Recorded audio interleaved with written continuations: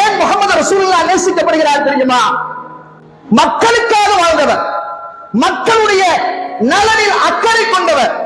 எல்லா விஷயத்திலும், உலக விஷயமாக இருந்தாலும் சரி, மர்ம விஷயமாக இருந்தாலும் சரி, இபாதத்துடைய விஷயமாக இருந்தாலும் சரி, எல்லாவற்றிலும் மக்கள் நலன், மக்கள் நலன், மக்கள் நலன். இதையே ரசூலுல்லாஹி ஸல்லல்லாஹு அலைஹி வஸல்லம் அவர்கள் குறிக்கோளாக வைத்திருந்தாங்க. எந்த ஒரு சூழ்நிலையும் மக்களுக்கு சிரமங்கள் வந்துவிடக் கூடாது, கஷ்டங்கள் வந்துவிடக் கூடாது, துன்பங்கள் வந்துவிடக் கூடாது, துயரங்கள் வந்துவிடக் கூடாது என்று நபிகள் நாயகம் ஸல்லல்லாஹு அலைஹி வஸல்லம் அவர்கள் அப்படித்தான் இந்த உலகத்தில் வாழ்ந்தார்கள். மக்களை அவ்வளவு நேசித்தாங்க. இதை நான் சொல்லலங்க, அல்லாஹ் சொல்றான். அல்லாஹ் சொல்கிறான்.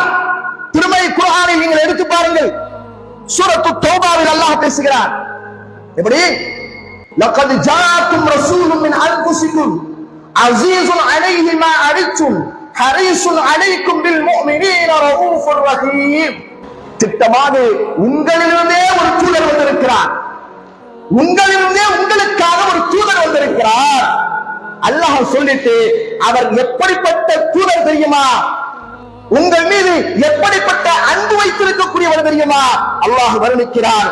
அஸீஸுன் அலைஹி மா அனித்தும், நீங்கள் ஒரு துன்பத்திற்குள்ளாகிவிட்டால் அது அவருக்கு மிக வருத்தத்தை கொடுக்கிறது.